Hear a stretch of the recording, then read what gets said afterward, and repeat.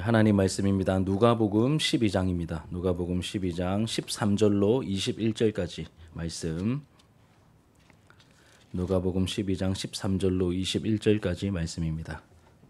우리 한 절씩 교독하고 마지막 절은 함께 읽도록 하겠습니다. 무리 중에 한 사람이 이르되 선생님 내 형을 명하여 유산을 나와 나누게 하소서 하니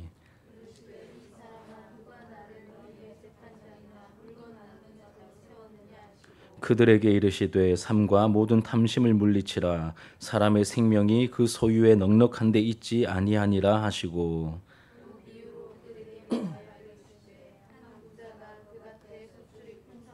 심중에 생각하여 이르되 내가 곡식 쌓아둘 곳이 없으니 어찌할까 하고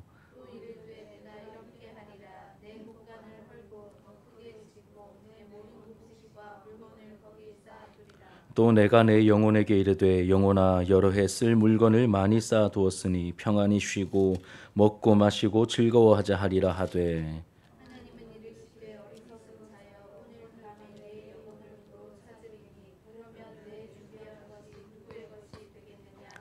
함께 읽겠습니다. 자기를 위하여 재물을 쌓아두고 하나님께 대하여 부요하지 못한 자가 이와 같으니라. 아멘. 오늘 본문의 말씀으로 참 행복은 소유에 있지 않습니다 라는 제목으로 하나님 말씀 증거하도록 하겠습니다. 오늘 부제목은 어디에 쌓고 있나요? 입니다. 지난주에는 여러분 기억나실지 모르겠는데 외식을 극복하는 세 가지 방법에 대한 말씀을 나누었습니다. 외식에 대한 문제가 반복되어서 강조되고 있는 것을 보면 신앙생활할 때 우리가 주의해야 할 중요한 문제라는 것을 우리가 알 수 있고 또 동시에 그냥 우리의 힘으로 적당히 극복할 수 있는 성격의 것이 아니라는 것을 우리가 깨닫게 됩니다. 외식을 방치하면 나중에는 머리 깎인 삼손처럼 나도 모르는 사이에 힘을 잃어버리게 되고 결정적인 순간에 나를 부인하고 예수를 시인해야 하는데 그 힘을 잃어버린지도 모른 채 결정적인 순간에 주님을 부인하고 배반하는 자리까지 이를 수 있다는 것을 우리가 한 말씀을 살펴보았습니다. 그러니 주님의 경고를 심각하게 듣고 우리가 무겁게 받아들여야 합니다.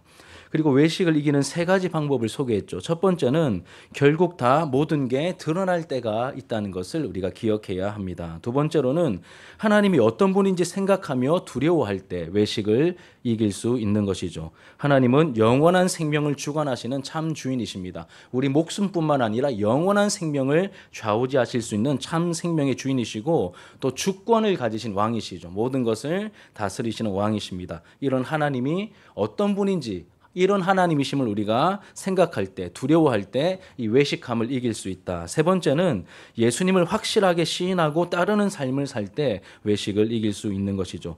이 세 가지 모든 게 다 드러날 때가 있다. 그리고 하나님이 어떤 분인지 생각하며 두려워해야 한다. 그리고 예수님을 확실하게 시인하고 따르는 삶을 살아가야 한다. 이 세 가지를 합치면 하나님을 의식하는 것이죠. 하나님을 의식하는 것이고 하나님을 두려워하는 것입니다. 보이지 않는 하나님께 대한 이 영적인 감각이 살아나서 하나님을 의식하게 되고 형식적인 신앙생활이 아니라 생명력 넘치는 신앙생활을 하는 우리 진주 하나로교회 모든 우리 권속들의 모습이 되기를 주님의 이름으로 축복합니다. 여러분 오늘 본문은 지난주 본문에 이어지죠. 수많은 무리가 모여 있습니다. 우리 1절 12장 1절에 그 내용이 나와 있고 먼저 앞부분 우리가 지난주에 살펴본 내용 속에서는 제자들에게 먼저 말씀하셨는데 오늘 본문에서는 이 수많은 무리 중에 한 사람이 예수님께 나와서 무언가를 요청합니다. 그 요청한 내용이 13절에 나오죠. 같이 한번 읽겠습니다. 시작. 무리 중에 한 사람이 이르되 선생님 내 형을 명하여 유산을 나와 나누게 하소서 하니 무엇을 요청합니까? 자기 집안의 상속 문제를 해결해 달라고 요청을 합니다. 유대 사회에서 이 상속에 대한 율법의 규례, 이 민수기와 신명기에 나와 있는데 그 이제 상속의 규례가 이 상속에 대한 율법의 규례가 정당하게 이루어지지 않으면 랍비에게 가서 소송을 제기할 수 있었습니다. 그 당시에 문화가 그랬다는 것이죠. 아마 이 사람은 자신에게 돌아올 유업, 이제 형이 있는 것 같으니까 만약에 형제가 둘이가 있다면 장자가 2배를 받죠. 2배를 받습니다. 그리고 동생이 3분의 1을 받습니다. 그렇게 이것보다 더 적게 자기에게 돌아온 것 같습니다. 아마 이 사람은 자신에게 돌아올 유업이 제대로 돌아오지 않자 사람들에게 이 선생으로 랍비로 인정받고 있는 예수님께 다급하게 자신의 문제를 해결해 달라고 요청했던 것입니다. 이 사람은 뭐 예수님이 랍비라고 불리니까 뭐 그리스도 이전에 이제 많은 사람들이 존경하는 랍비로 추앙받고 있으니까 내 문제를 좀 해결해 달라고 요청을 하는 것입니다. 이 사람의 행동 자체가 뭔가 뭐 하자가 있거나 이런 것은 아니죠. 그런데 예수님께서는 강한 어조로 이 사람의 청을 어떻게 하시죠? 거절하십니다. 예, 거절하시죠. 14절입니다. 14절 같이 읽겠습니다. 시작. 이르시되 이 사람아 누가 나를 너희의 재판장이나 물건을 나누는 자로 세웠느냐 하시고. 여러분, 예수님께서 이 사람의 청을 거절하신 이유가 무엇입니까? 무엇일까요? 예수님은 사람들이 관심 가지는 일에 그 시시비비를 가리는 일을 하기 위해서 이 땅에 오신 것이 아니죠. 그렇죠? 그러한 시시비비를 가려주려고 그 사람들의 인간적인 그 문제를 도와주려고 이 땅에 오신 게 아닙니다. 우리가 알고 있듯이 훨씬 더 중요하고 본질적인 문제인 이 죄의 문제를 해결하고 영혼 구원을 위해서 우리의 영혼을 구원해 주시기 위해서 구원을 위해 이 땅에 오셨죠. 그렇기 때문에 일반적인 그 시시비비를 가리는 문제는 예수님께서 거절하신 것입니다. 이를 알게 하시려고 이 사람의 요청을 거절하신 것이죠. 그러면서 연관되어 있는 중요한 교훈을 말씀하십니다. 이 재물, 물질과 연관되어 있는 중요한 교훈을 말씀하시죠. 우리 15절 말씀 같이 한번 읽겠습니다. 15절 시작. 그들에게 이르시되 삶과 모든 탐심을 물리치라. 사람의 생명이 그 소유에 넉넉한 데 있지 아니하니라 하시고. 제가 다시 한번 읽어드릴게요. 그들에게 이르시되 삶과 모든 탐심을 물리치라. 사람의 생명이 그 소유에 넉넉한 데 있지 아니하니라 하시고. 핵심이 무엇일까요? 앞부분에 나옵니다. 탐심을 물리치라는 것입니다. 탐심을 물리치라. 예수님께서는 재산 분할을 제대로 해달라는 이 요청, 그 요청의 배후에 있는 더 깊고 본질적인 문제를 지적하신 것입니다. 꿰뚫어 보시고 그 문제를 지적하신 것이죠. 그 문제가 바로 탐심의 문제였습니다. 그 탐심을 방치하지 말고 그냥 가만히 놔두지 말고 어떻게 하라고요? 물리치라라고 말씀하십니다. 중요한 단어는 탐심과 물리치라입니다. 탐심은 제가 적어놓은 대로 헬라 원어로 플레오넥시아입니다. 플레오는 더 많다는 뜻이고 엑시아는 가지다는 것입니다. 합치면 뭘까요? 더 많이 가지는 것이 탐심입니다. 자기분에 넘치도록 더 많이 가지려고 하는, 그러니까 만족할 줄 모르는 욕심, 이게 탐심의 뜻입니다. 탐심의 뜻이죠. 그리고 탐심은 물질에만 해당되는 게 아니라 욕심 부리는 모든 것을 그 대상으로 합니다. 사람에 대한 탐심이 있을 수도 있고 음식에 대한 탐심이 있을 수도 있고 뭐 여러 가지가 있겠죠.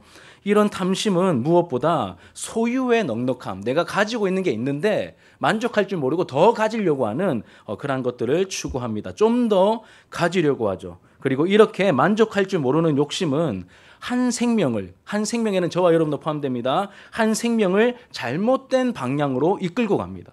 이 탐심은 여러분 우리가 가까이 두면 물리치지 않고 가까이 두면 계속해서 소유가 더 많아지기를 바라는 그 욕심을 충동시켜서 우리가 가야 되면 안 되는 곳으로 우리를 자꾸 이끌어가는 거예요. 잘못된 방향으로 끌고 갑니다. 그래서 탐심을 가만히 방치하면 안 되고 어떻게 해야 된다고요? 물리쳐야 하는 것이죠. 그래서 물리치라고 하십니다. 물리치라는 이제 원어로 보시면 필라소라고 되어 있습니다. 원래는 이런 뜻입니다. 지키다라는 뜻이 원어적인 의미라고 합니다. 지키다라는 뜻. 제가 뭐 원어를 설명드리려고 하는 이유는 이제 이 핵심 단어이기 때문에 찾아보니까 의미가 있어서 그 의미를 풍성하게 하려고 정확하게 하려고 말씀드립니다. 지키다라는 뜻입니다. 그래서 모든 탐심으로부터 자신을 지키라. 그러니까 탐심을 물리치라는 이 말은 원래 원어적인 의미는 모든 탐심으로부터 뭘 지키라고요? 나 자신을 지키라. 이것이 원어적인 의미인데 한글 번역은 좀 더 적극적인 의미를 부여했습니다. 나 자신을 지킬 뿐만 아니라 어떻게 하라고요? 적극적으로 이제 나 자신을 지키는 것은 조금 소극적이지 않습니까? 그런데 우리나라 번역은 좀 더 적극적인 의미를 부여해서 이 탐심을 쫓아내고 물리쳐버려라. 그러니 제가 참고한 주석에 따르면 우리나라 번역이 더 풍성하다, 더 힘이 있다 이렇게 좋게 해석을 해놓았던데 저도 동의가 됩니다. 중요한 것은 탐심을 가까이 두면 안 된다는 겁니다, 여러분. 탐심을 가까이 두시면 안 됩니다. 탐심으로부터 나를 지켜야 하고 물리쳐야 합니다. 왜냐하면 우리 영혼을 엉뚱한 데로 끌고 가기 때문입니다. 엉뚱한 데로 끌려가면 어떻게 될까요? 예, 죽고 사는 문제입니다. 외식의 문제가 죽고 사는 문제였듯이 탐심의 문제도 죽고 사는 문제, 영혼의 죽고 사는 문제임을 우리에게 알려주고 계시는 것이죠. 15절 하반절에 사람의 생명이 그 소유에 넉넉한 데 있지 아니하니라. 여기서 생명은 육체적인 생명이 아니라 이제 원어로 조회라고 하는 단어인데 육체적인 생명이 아니라 하나님께서 믿는 자들에게 주시는 생명. 뭘까요? 영적인 생명, 영원한 생명 말하는 것입니다. 영원한 생명 줄이면 영생이죠. 그래서 예수님이 말씀하신 이 말의 뜻은 탐심이 우리가 반드시 얻어야 할 그 참 생명, 그 영생으로부터 어떻게 만듭니까? 멀어지게 만든다는 거예요. 그 망하는 길로 가도록 만드는 것이 바로 탐심이다. 다시 한번 강조하지만 그래서 탐심은 우리 영혼의 적입니다. 적. 우리를 엉뚱한 길로 질질 끌고 가서 잘못된 방향으로 걸어가게 만들죠. 그러다가 영적인 생명을 앗아가 버립니다. 외식만큼 위험한 게 탐심입니다. 이후에 다시 비유로 이 탐심이라는 주제도 너무 중요하기 때문에 외식만큼 중요하기 때문에 예수님께서 비유를 들어서 더 강조하며 탐심의 위험을 한 번 더 설명하고 가르치시죠. 우리가 잘 알고 있는 제가 말씀드리면 이거 여러 번 들어봤지 이제 이런 비유를 말씀하십니다. 한 부자가 등장합니다. 한 부자가 있었습니다. 농사를 지었는데 대박이 난 거예요. 밭에 소출이 어마어마하게 풍성하게 나타났습니다. 이걸 보면 여러분 이 부자 보통 우리가 그냥 막연하게 이 부자는 막 배도 많이 불러 있고 막 게을렀을 거야. 풍성한 소출을 거둔 걸 보니까 게으르진 않았던 것 같아요. 열심히 일했던 것 같습니다. 오히려 열심히 일하고 열심히 살았던 사람인 것이죠. 그리고 풍성한 소출을 거두자마자 이런 생각을 하게 됩니다. 이런 생각이 들었겠죠. 지금 곳간, 그러니까 곡식과 또 벌어들인 어떤 돈이나 물건들을 쌓아두기에 지금 있는 이 창고, 이 곳간은 작고 부족하다. 그러니 다 헐어버리고 더 크고 안전한 곳간을 지어야 되겠다라고 마음을 먹습니다. 거기다가 내가 새로 지은 그 곳간에다가 내가 내 모든 곡식과 물건을 쌓아두어야 되겠다라고 말합니다. 내 모든 곡식과 물건이라고 말합니다. 성경에 그렇게 표현되어 있습니다. 내 모든 곡식과 물건을 쌓아둬야 되겠다. 이제 여러 해 쓸 물건을 많이 쌓아두었으니까 앞으로는 편안하게 쉬고 즐기고 여생을 보내야지 이렇게 마음을 먹습니다. 이것이 누구의 생각입니까? 이 부자의 생각이었고 부자의 계획이었습니다. 오늘날 버전으로 하면 이런 것이죠. 갑자기 큰 돈이 생긴 거예요. 한 수십억을 한꺼번에 어떻게 돈이 생기게 되었습니다. 장사를 시작했는데 장사가 너무 말도 안 되게 잘 돼서 막 돈을 막 쓸어 담는 그런 경험 있으십니까? 이제 그렇다라고 가정을 해보고 혹은 땅을 좀 사놨는데 그린벨트가 풀리면서 어마어마하게 뛰어가지고 돈이 확 떼돈이 생긴 겁니다. 엄청난 혹은 주식을 저도 아무것도 안 해봐서 지금 말하는 거에 아무것도 안 해봐서 감 없이 얘기하는데 주식을 샀는데 막 상한가를 치면서 요즘 젊은 사람들 거의 다 코인 한다고 하는데 이 코인을 샀는데 막 대박 나가지고 돈을 막 많이 벌었다라고 가정을 해보겠습니다. 이렇게 돈이 막 엄청나게 생긴 겁니다. 그러니 지금 살고 있는 집이 좁아 보이고 지금 타고 있는 차도 멀쩡한데 차가 없어 보이고 작아 보이고 더 넓은 집으로 이사하고 외제차로 바꾸고 더 목이 좋은 가게로 장사를 했다면 더 목이 좋은 가게로 이사를 하여서 거기서 큰 건물 지어놓고 위층에는 세를 주고 월세 받으면서 또 아래층에는 자기가 직접 장사하면서 돈을 더 많이 벌어야지 이렇게 접근을 하고 있다는 것이죠. 그런데 이런 모습이 여러분 낯설지 않죠. 우리의 가치, 우리의 삶의 어떤 이유와 목적, 우리가 살아가는 어떤 방향성과 많이 안 다르지 않습니까? 우리도 잘 되면 더 잘 투자해서 더 많이 벌어야지. 그럼 여러분 이 부자를 욕할 이유가 아무것도 없습니다. 이 부자의 모습 속에서 뭘 봐야 할까요? 나를 보고 여러분 자신을 보셔야 하는 것이죠. 삶의 방식이 수천 년 전이나 오늘이나 달라진 게 하나도 없습니다. 하나도 없습니다. 왜일까요? 우리의 본성이 그대로이기 때문입니다. 이 죄악된 본성, 이기적인 죄악된 본성이 그대로 하나도 사회가 바뀌고 막 역사가 진전이 되고 잘 살게 되고 계몽이 되고 이러면 사람이 바뀔 거라고 유토피아가 임할 거라고 많은 철학자들이 기대했는데 여러분 그렇게 기대할 때마다 뭐가 터진지 아십니까? 전쟁이 터졌습니다. 너희들 별거 없어.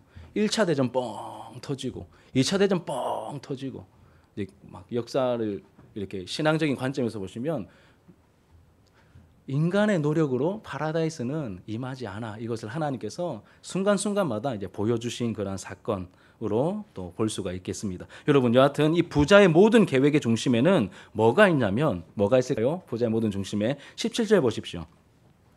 제가 주보에 이제 여러분 프린트해 보시면 같이 한번 읽겠습니다. 시작. 내가 곡식 쌓아둘 곳이 없으니 18절에도 시작.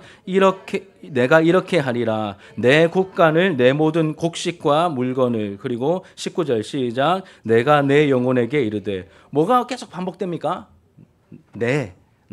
내가가 반복됩니다. 그러니까 이 부자의 모든 계획 속에 뭐가 있죠?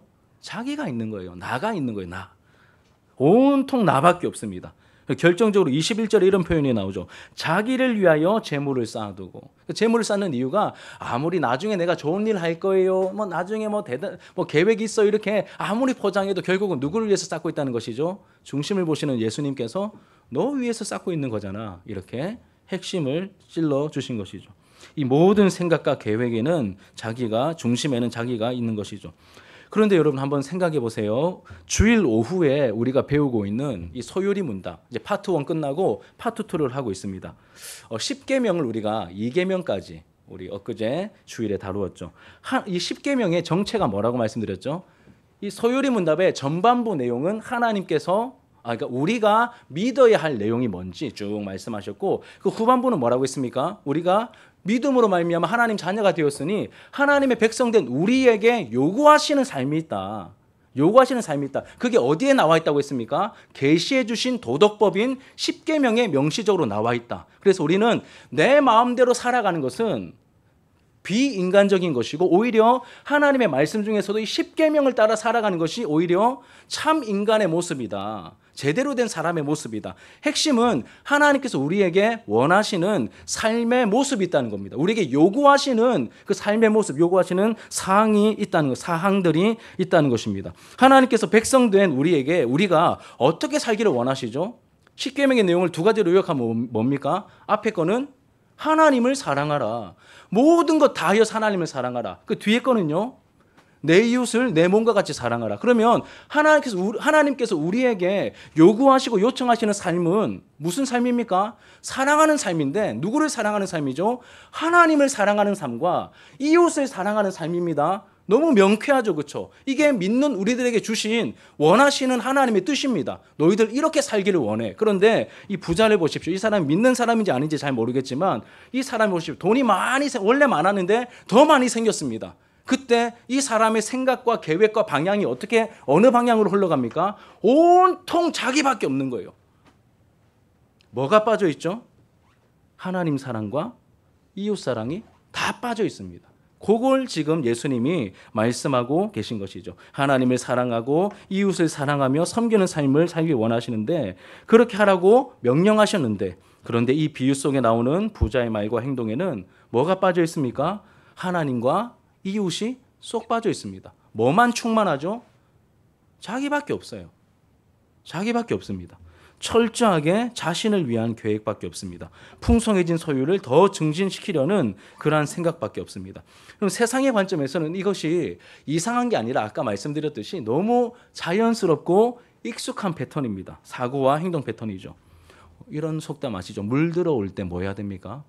그러니까 잘 될 때 더 막 투자하고 공격적으로 투자하고 돈도 많이 벌어야지. 이것이 우리의 사고와 세상적인 사고와 가치입니다. 장사 잘 될 때 더 투자해서 돈을 싸그리 모으려고 합니다. 대기업에서 여러분, 대기업의 자본으로 이 동네 상공, 대기업들이 돈이 안 그래 많잖아요. 그런데 이 동네 장사 해보니까 동네 장사도 되는 거예요. 그러니까 막 대기업에서 빵집도 만들어 버리고 마트도 골목골목마다 들어와서 이 소상공인들 막 그나마 법적인 제재가 조금씩 생기니까 그나마 요 모양새라도 갖추고 있는 것이지, 그 욕심을 법적으로 규제 안 하면 어떻게 될까요? 다 잡아먹습니다, 여러분. 그게 사람의 본성이기 때문에 그런 것입니다. 약한 이웃을 돌보는 가치 따위는 없습니다. 무한 경쟁으로 빼앗고 더 빼앗으려고 하는 것이 세상의 방법이고 세상의 가치죠. 이런 세상을 살고 있기 때문에 신자들도 여러분 이런 세상에 이런 세상에서 살고 있기 때문에 세상 가치에 휩쓸려서 분별과 문제의식 없이 그냥 받아들여 버립니다. 분별하지 않고 남들 다 하니까 이렇게 해도 되는갑다. 물 들어올 때 넣어줘도 되는갑다. 돈 많이 생길 때 더 벌어야 되겠다. 이런 식으로 받아들이고 그 결과 교회도 세상을 닮아가고 있습니다. 큰 교회에서 작은 교회에서 이렇게 오면 그냥 본교회 가십시오 이렇게 안 하지 않습니까? 멀쩡한 교인들도 데리고 가려고 하는 것이 아직까지 한국교회 안에 많이 남아있는 교회의 풍토입니다. 뭘 닮았습니까 여러분? 하나님 나라 가치가 아니라 세상 나라의 가치를 너무 많이 닮아 있습니다. 그런데 이 비유는 여러분 여기서 끝나지 않습니다. 이 부자가 계획을 세우고 내가 여행 다니고 떵떵거리면서 잘 살 거야 여기서 끝나는 게 아니라 마지막에 뭐가 남아있죠? 영적 반전이 남아있습니다. 하나님께서 이 모습을 지켜보시고 한마디 말씀하시죠. 이 말씀이 믿음을 가진 우리에게 소망이 되고 말씀대로 따라 살려고 하는 사람에게 이 말씀이 소망이 되고 큰 위로로 다가옵니다. 하지만 세상을 따라 살아가고 있다면 엄청 찔리고 무섭고 그럴 겁니다. 그런데 우리를 겁주려고 하는 말씀이 아니라 겁이 나는데 두려운데 우리를 돌이키게 하셔서 바른 길로 가게 하시는 생명의 말씀이기도 한 것이죠. 자, 20절 21절 같이 읽겠습니다. 시작. 하나님은 이르시되 어리석은 자여 오늘 밤에 내 영혼을 도로 찾으리니 그러면 내 준비한 것이 누구의 것이 되겠느냐 하셨으니 자기를 위하여 재물을 쌓아두고 하나님께 대하여 부유하지 못한 자가 이와 같으니라. 다시 한번 보십시오. 하나님은 이르시되 어리석은 자여 오늘 밤에 내 영혼을 도로 찾으리니 생명의 주인께서 부르겠다는 겁니다. 그 못 누리게 하시고 부르시면 그러면 네가 준비한 게 누구의 것이 되겠느냐 하셨으니 자기를 위하여 재물을 쌓아두고 하나님께 대하여 부유하지 못한 자가 이와 같다. 이게 예수님이 말씀하신 이 가르침의 이 비유의 결론입니다. 여러분 영적인 반전을 일으키시는 분이 계십니다. 누구십니까? 보이지 않지만 살아계신 하나님이십니다. 다스리시는 하나님이십니다. 진정으로 세상을 다스리시는 왕이신 하나님께서 사람의 생각과 사람의 뜻대로 되도록 방치하지 않으십니다. 제가 2주 전에 설교했던 내용이죠. 이 사람의 뜻대로 되도록 방치하지 않으십니다. 하나님의 살아계심을, 하나님의 다스리심을 결정적인 순간순간에 역사 속에서도 나타내십니다. 아까 말씀드렸듯이 그 2번의 큰 전쟁들 이와 비슷하게 하나님께서 나타내신다는 것이죠. 하나님께서는 생사화복을 주관하시는 생명의 주인이시죠. 그 주인을 놓치고 있는 어리석은 부자에게 같은 목적과 가치를 따르고 있는 오늘날 우리에게 정신 차리라고 말씀하시는 것이죠. 언제까지 세상의 방식을 따라갈래? 언제까지 욕심 부릴래? 언제까지 돈에 매여 있을래? 이렇게 예수님께서 이 말씀을 통하여 우리의 마음에 찔림을 주시는 것이죠. 정신 차리라고 말씀하십니다. 여러분 어리석은 사람은 온통 자기 자신, 자기 계획밖에 없습니다. 하나님을 염두에 둠이 없죠. 그리고 이 어리석은 사람은 지혜가 없는 사람, 분별력이 없는 사람이라는 뜻입니다. 잠언에서 지혜는 곧 뭐가 지혜입니까? 잠언에서 지혜는 여호와를 경외함이 지혜죠. 그렇죠? 그럼 지혜의 근본이 무엇입니까? 여호와를 경외함입니다. 기본이 하나님을 염두에 두고 하나님을 의식하며 살아가는 것이 지혜의 첫 단추입니다. 그런데 이 사람의 계획, 뭐가 없었죠? 하나님과 이웃 섬김에 대한 염두가 전혀 없었죠. 그러니 지혜로운 사람의 정반대편에 있는 어리석은 사람아라고 말씀하고 계시는 것입니다. 어리석은 자요. 오늘 밤에 내 영혼을 도로 찾으리니. 그 앞에 보시면 여러 해 쓸 물건을 비축해 놓았습니다. 여러분 그 비축한다고 여러 해가 걸린 거예요. 많은 수고를 했고 대가를 지불하면서 여러 해 동안 오랫동안 준비한 겁니다. 그런데 하룻밤 사이에 오늘 밤에라고 하시면서 2개를 대조시키시죠. 우리가 아무리 공들여서 뭘 잘 준비해놔도 하나님께서 그냥 툭 건드리시면 와르르 무너지는 것이 우리의 계획임을 알려주시는 것입니다. 그래서 예수님은 재물에 대한 교훈을 21절로 결론 맺으시죠. 우리 읽었지만 21절만 다시 한번 읽겠습니다. 자기를 위하여부터 시작. 자기를 위하여 재물을 쌓아두고 하나님께 대하여 부유하지 못한 자가 이와 같으니라. 아멘. 재물이 생길 때 하나님을 놓치지 말라는 뜻이죠. 우리는 본성상 자기 자신에게 향하게 되어 있죠. 이런 탐심을 적극적으로 물리치고 참 주인이신 하나님을 생각하면서 하나님께 부요하게 행동해야 한다 말씀하십니다. 그리고 여러분, 하나님께 대한 부요함이란 이 물질의 주인이, 여러분 내가 지금 가지고 있지만 이 물질의 주인이 자기 자신이 아니라 누구입니까? 하나님이시며, 우리는 뭐죠 여러분? 우리가 가지고 있지만 내 수중에, 내 통장에 뭐 얼마가 있을지는 잘 모르겠지만 얼마가 있는데 이게 내게 아니라 누구의 겁니까? 하나님의 것이며, 나는 뭐죠? 우리는 뭐죠? 청지기임을 알고 하나님께서 원하시는 곳에 사용하라고, 그것이 하나님께 대한 부요함이라고 말씀하고 계십니다. 여러분, 이 재물에 대한 문제입니다. 이게 돈에 대한 메시지이기 때문에 좀 불편하실 수도 있습니다. 그런데 우리를 더 성숙시키시고 영적으로 더 잘되게 하시려는 하나님의 마음이, 예수님의 마음이 듬뿍 담겨 있는 메시지입니다. 여러분, 재물은 쌓아두는 것이 아니라 하나님께서 원하시는 곳에 흘려보내야 합니다. 그리고 가장 안전하고 확실한 곳에 우리가 쌓아두어야 하는 것이죠. 그럼 재물을, 아까 이 부자 같은 경우에는, 비교난 부자 같은 경우에는 지금 있는 곳간을 헐어버리고 자기가 더 안전하고 더 넓고 확실한 곳간을 자기가 만들잖아요. 그런데 그거 하나님께서 툭 건드리면 어떻게 됩니까? 다 날아가지고, 다 무너지고 날아갑니다. 그런데 진짜 안전한 곳에, 확실한 곳에 쌓아야 한다라고 말씀하십니다. 어디일까요? 바로 하나님께서 계신 하늘 나라입니다.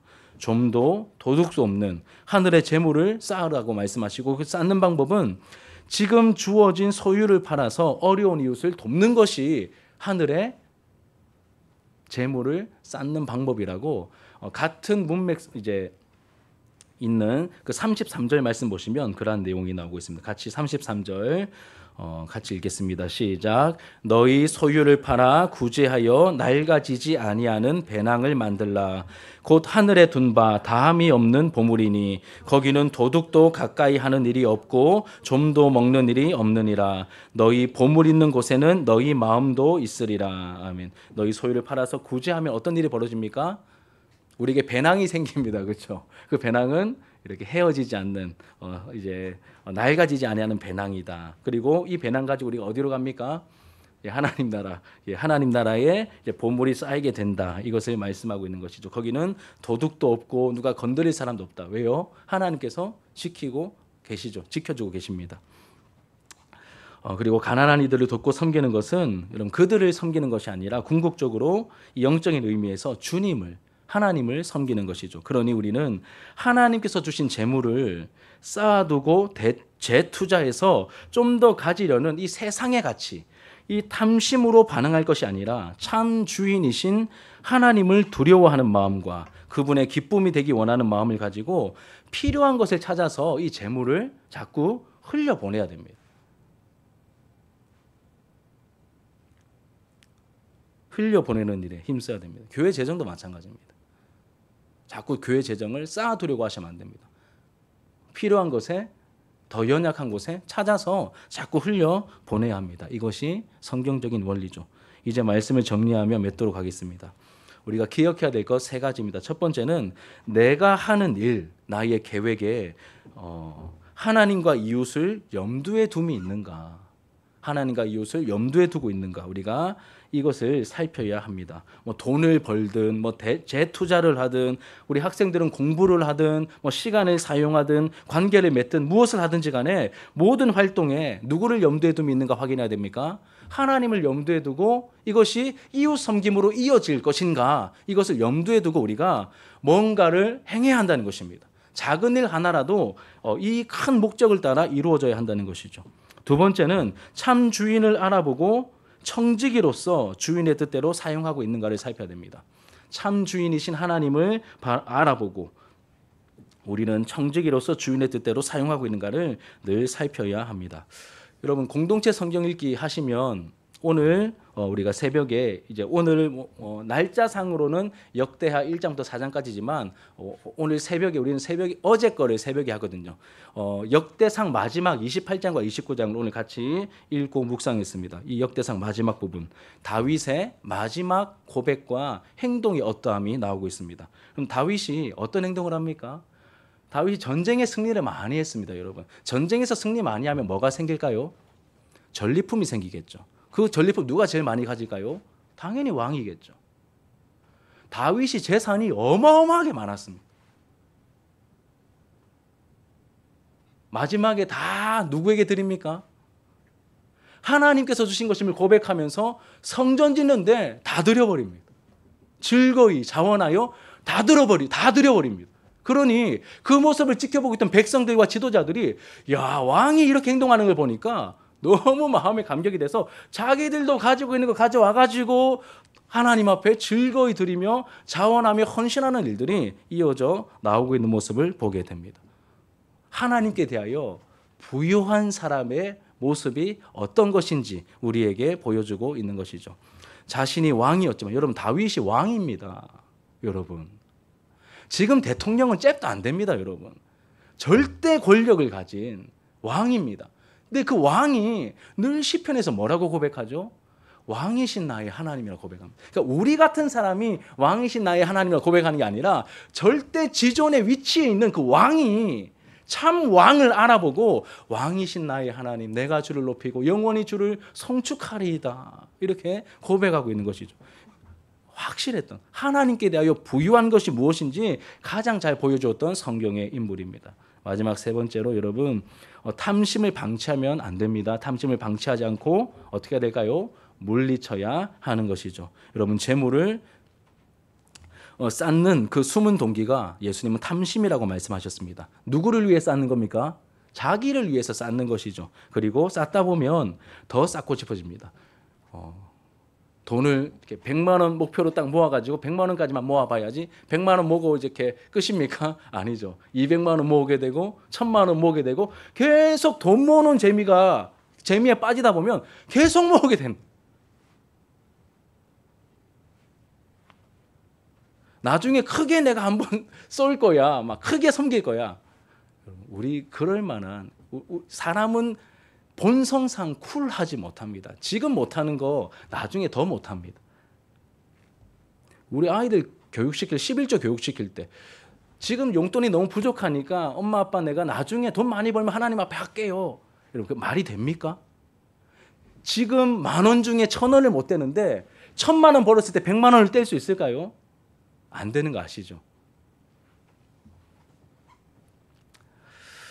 여러분 돈 버는 재미에 혹은 다른 무언가가 쌓이는 재미에 우리가 섬겨야 할 이웃을 놓치게 되고 나중에는 여러분 돈이 막 쌓여요. 막 많이 있습니다. 그럼 나중에 그러면 하나님의 뜻과 음성을 구하기가 두려워질걸요. 너 그 돈을 어디에 좀 줘라.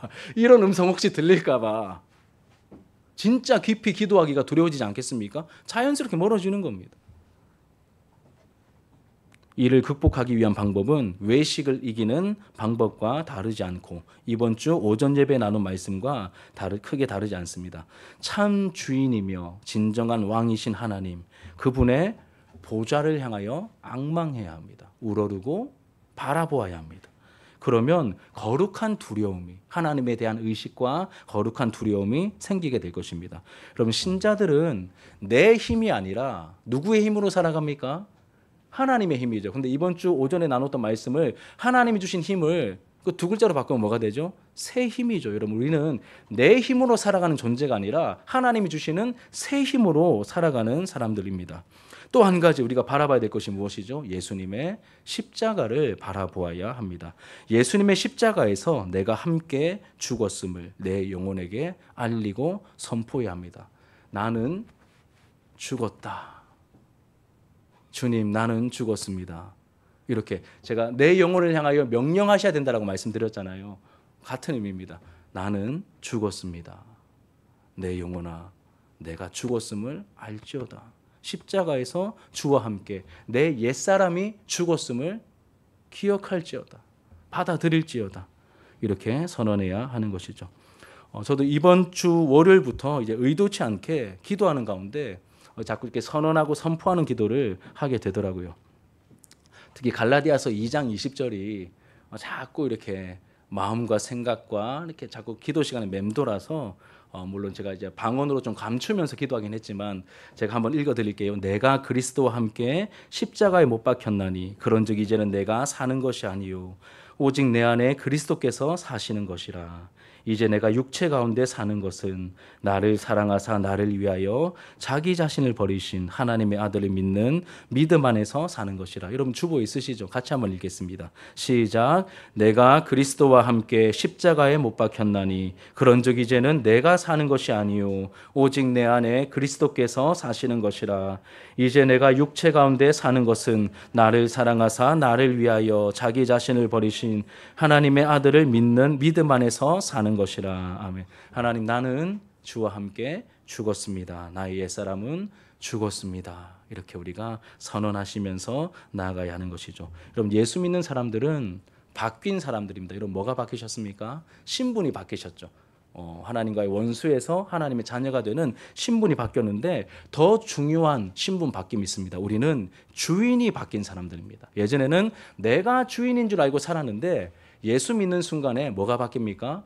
주인이 바뀌죠. 내가 내 삶의 주인이 아니라 예수께서 내 삶의 주인이 되었음을 알고 고백하고 따르는 사람들이 예수 믿는 사람들입니다. 그래서 우리는 뭐라고 고백합니까? 나는 청지기입니다. 내 주인은 주님이십니다라고 고백하며 청지기라고 고백합니다. 그리고 예수와 함께 십자가에서 옛사람이 죽고 처리된 사람들이죠. 그러니 나의 죽음을 매일 순간순간마다 선언하셔야 합니다. 그래야 탐심으로부터 나 자신을 지킬 수 있는 것이죠.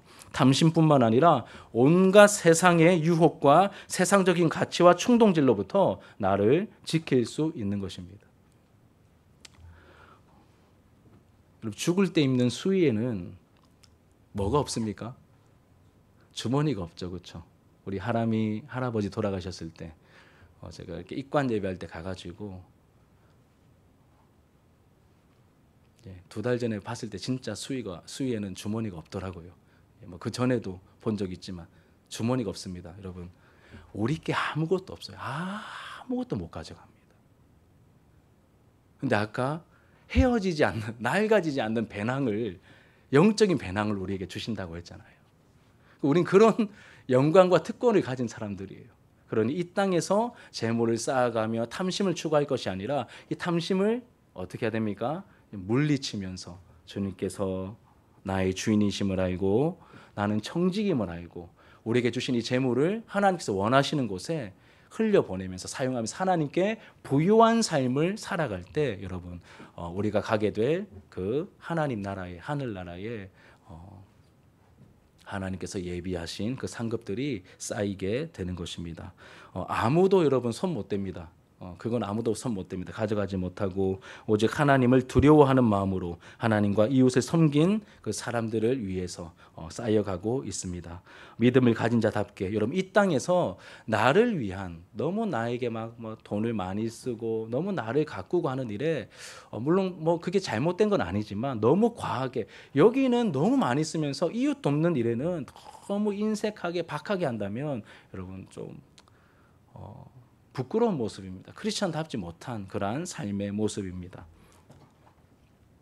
하나님께 부유하고 이웃을 살리는 삶을 살아가는 저와 여러분들의 모습이 되기를 주님의 이름으로 축복합니다. 우리 말씀을 기억하면서 우리 기도하는 마음으로 또 생각이 나면 또 회개하는 마음으로 하나님 앞에 찬양하도록 하겠습니다.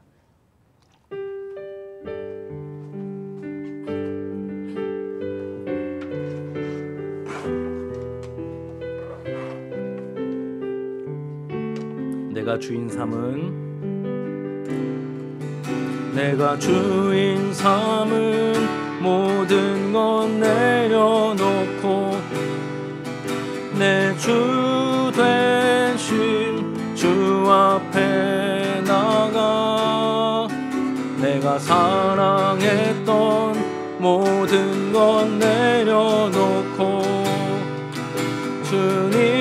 주님만 사랑해.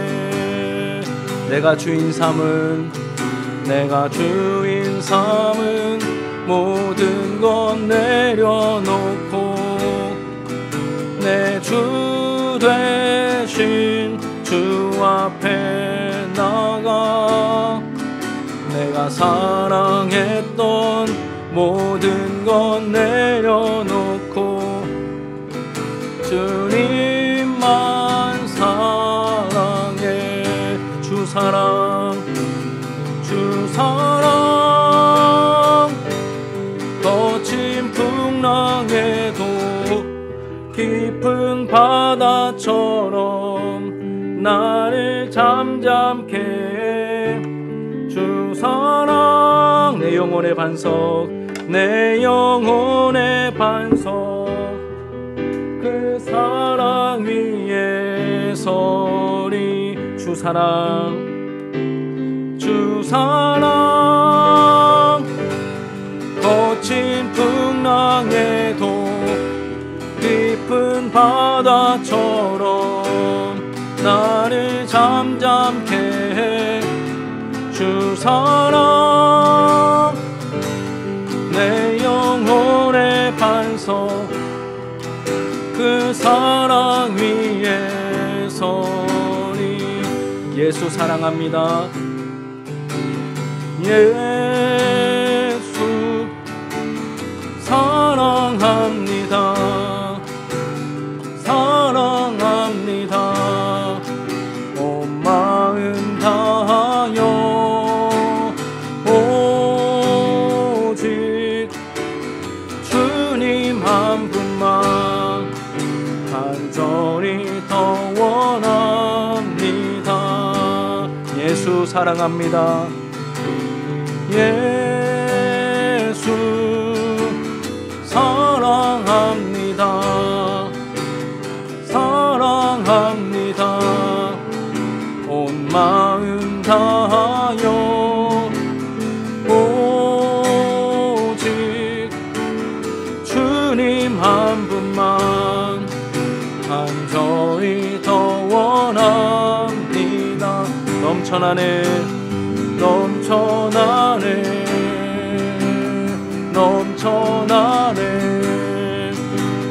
주를 향한 내 속에 갈망이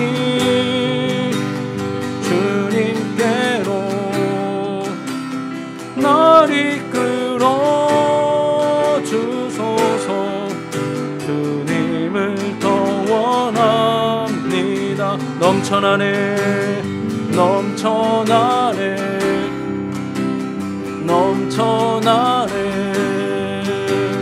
주를 향한 내 속에 갈망이 주님께로 날 이끌어 주소서. 주님을 더 원합니다. 예수 사랑합니다. 예수 사랑합니다. 사랑합니다. 온 마음 다하여 오직 주님 한 분만 간절히 더 원하니.